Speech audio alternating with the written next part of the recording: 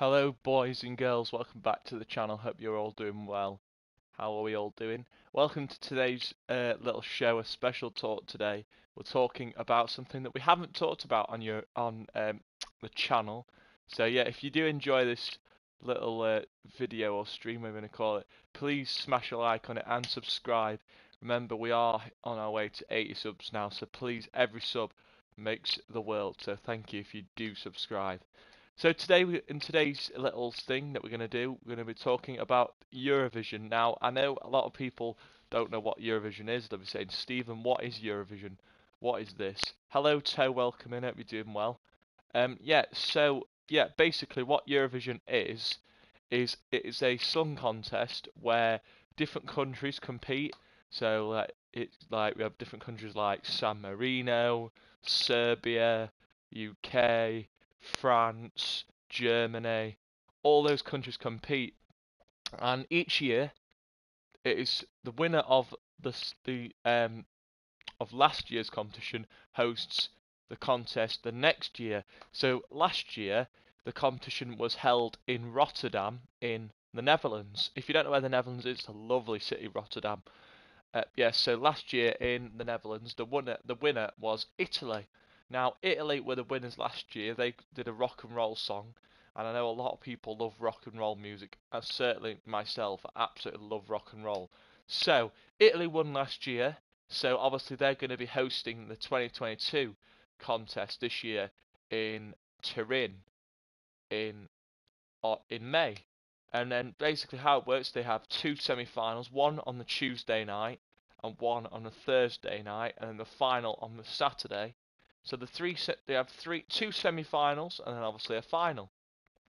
The first semi-final is taking place on Tuesday the 10th of May, and the second semi-final takes place on Thursday the 12th of May, with the final being on Saturday the 14th of May.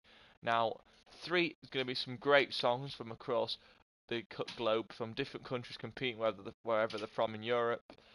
We've got some countries back in Eurovision for a very long time, the likes of Latvia coming back into the competition, Montenegro back in the competition, and of course San Marino, who were in the contest last year.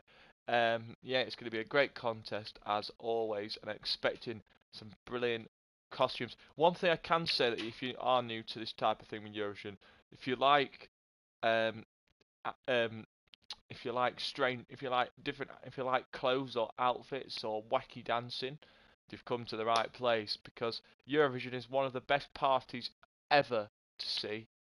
There's obviously they've got different dancers, they have countries from around the globe.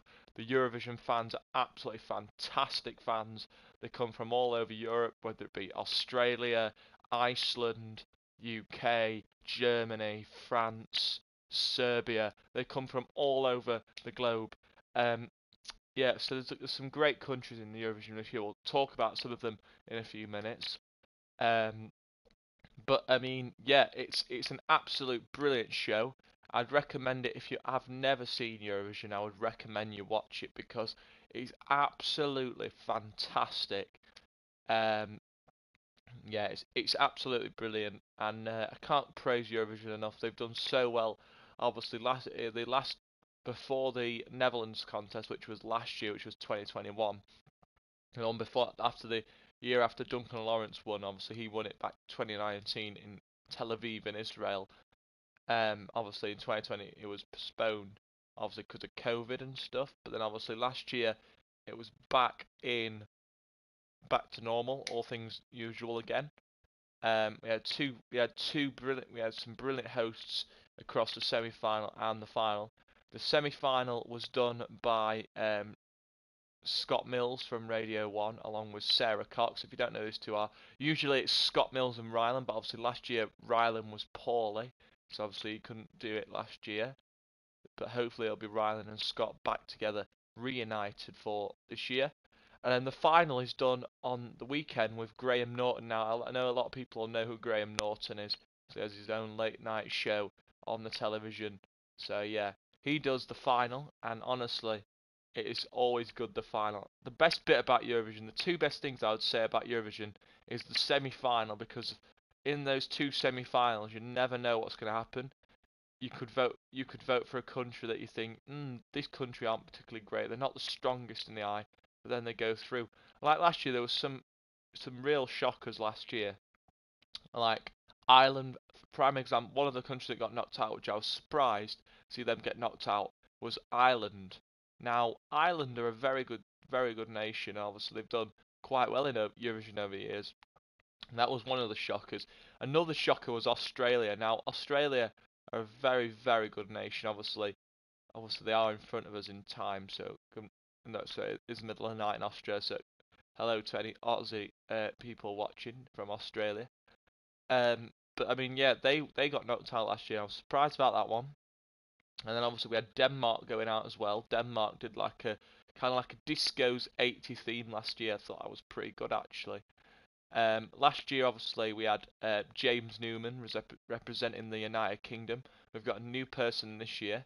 We'll talk about him in a bit. Um, yeah, honestly, there's been some great moments over the last couple of years in Eurovision, and yeah, I cannot wait for the next contest this year in May. So just after my birthday month, which I'm absolutely delighted with. So yeah, I will try and bring some more content out of the day, obviously like I do with the Premier League and the football as well.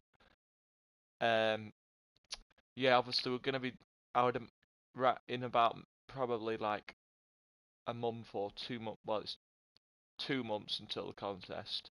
So, um, yeah, around the time of Eurovision starting, probably like 2 or 3 weeks before the contest, we'll probably do another little video or another little stream like this, talking about it and obviously discussing other stuff on the channel about Eurovision. If you do enjoy this content though, everybody in the chat, if there's anybody who's watching in the chat today, if you are enjoying this, then yeah, it's very much appreciated, obviously. Yeah, I mean, I do love Eurovision because it is quite a good passion to me, and yeah, I absolutely love Eurovision. I've always been a big fan of Eurovision. I watch it every year pretty much. I usually stay up quite late because the finals usually like quite late. Semi-finals, Tuesday night. I'm not sure what that is. Tuesday or Thursday night. I think it's later. In the semi-finals, I think it's later on a Thursday night than it is on a Tuesday night. And then obviously I stay up late to watch the final. I think the final goes on till about something like half 10, 11 o'clock in the morning. Goes on pretty late. Um, yeah, obviously last year I watched it, all of it last year. I watched all the songs. Then I watched this little thing they did on like the roof. It was quite good actually. Then obviously I stayed up to watch the vote until that was probably like probably just gone 10, maybe half 10. And then obviously obviously they have the voting bit at the end. So I'll explain a bit about the voting bit because people probably don't know what the voting thing is in Eurovision. So basically the rules are in Eurovision they have different juries. Now the juries are a big part of the Eurovision. They actually vote on which song they like. So each jury, so every jury from around the globe, so like Russia, Spain, France, the UK, Serbia, they all vote on what song they liked. So basically how it works, there's two parts of the voting. One part is the juries. Now the juries vote on who they like. The jury votes on who they liked, what song they like, and they get 12 points for each one that obviously gets points, and it's the country who has the most points from the juries, obviously as a so basically the juries is part one, and the other part comes from the public. Now the public vote on who they want to win. So basically the juries, they give us their 12 points. We go around Europe, all around Europe, wherever you can think of. Um, so the juries give us their votes. Then they have a little pause to give the acts time just to recover after all the jury votes and all the celebration, whether they have champagne, whatever. And then after all the jury's votes, then the public, then they do the public votes. Now the public could vote for, the rules with the public vote is they can't vote for your own country. So the UK cannot vote for the UK, Serbia can't vote for Serbia, Germany can't vote for themselves, France can't vote for themselves. Only the other countries can vote for whoever they want. They could vote for France, France could vote for Germany, UK could vote for Serbia. Serbia could vote for the UK. Um, yeah. So basically, you can vote for anybody else apart from your own country, because obviously that's against the Eurovision rules if you vote for your own country. And also, the songs that you'll see on the stage have been written by these artists. Now, last year we had some great songs. If you didn't know some of the songs we had last year, some great songs. Serbia did a song called Sugar. It's not Serbia. Moldova, that's it. Moldova did a song called Sugar, which was quite a good song. A lot of people liked Moldova. They got quite a few votes. We had Denmark with like an 80s theme, like I just mentioned, which was quite down to earth, and a lot of people loved it, especially I did. We had Poland. They did a song called The Ride. That was quite popular. Um, we had France singing a song called Voila, because voila is a French word if you didn't know. It's like wow or voila, look at this. So they did a song on that. Germany did a wacky song as well. It was kind of like a kids TV, um, the kids TV program, if that makes sense. So they did that. Australia did a song called Tingin Ting Colours. It's a great song. Yeah, Australia were unlucky not to do well. They didn't get much love in their song last year, Tingin Ting Colours.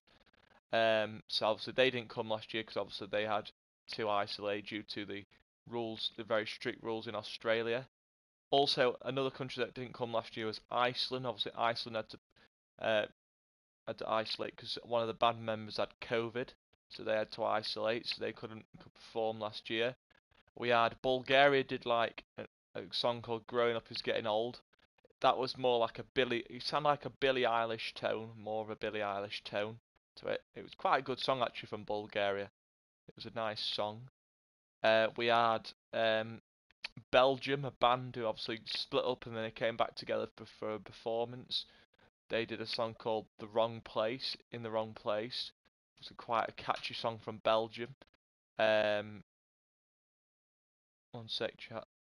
One sec.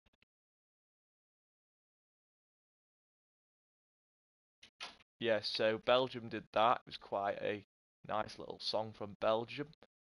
Uh, and then obviously um, we had a bit of rock and roll from Finland. They did a song called Dark Side. It got everybody up off their feet. It was a great song. We had Italy obviously do a bit of rock and roll as well. So we had two rock songs in the final. Um, oh yeah, that was it. The Germany song was called "Don't Feel Hate." It was quite a good popular song. I mean, didn't get any votes on the night, which was quite funny to be honest. I mean, we saying that I can't really say much about Germany. We didn't get any points either, but because we did a song called obviously our song last year was Embers. It was quite a catchy song actually. It was quite a good song. I still sing that song now and again today. We had Portugal. They did Portugal are probably one of the favourites. They're always up there in the public votes. Public actually loved Portugal actually, and they did a song called "Love Is on My Side" by a blank band called Black Mamba. It's quite a good song actually. Portugal always seem to do well in the contest. So yeah, so they're back this year as well. Portugal. So yeah, they'll be looking to try and winning, take it back to Lisbon. It's a lovely city, Lisbon. I've got to say, Portugal is a lovely city. Um, and obviously last year we had a new entry, obviously coming in, San Marino.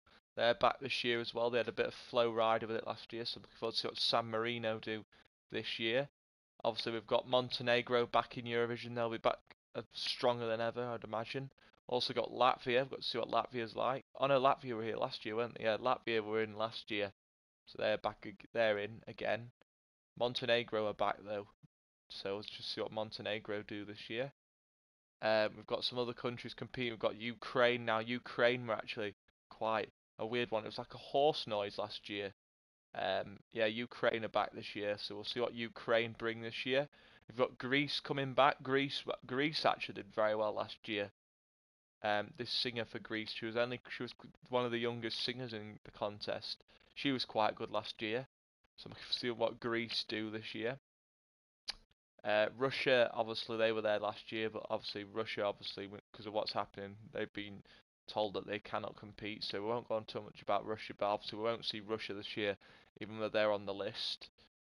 I'll talk about their song anyway. It was a good song. It was called Russian Woman. It's quite a good song actually, decent old song.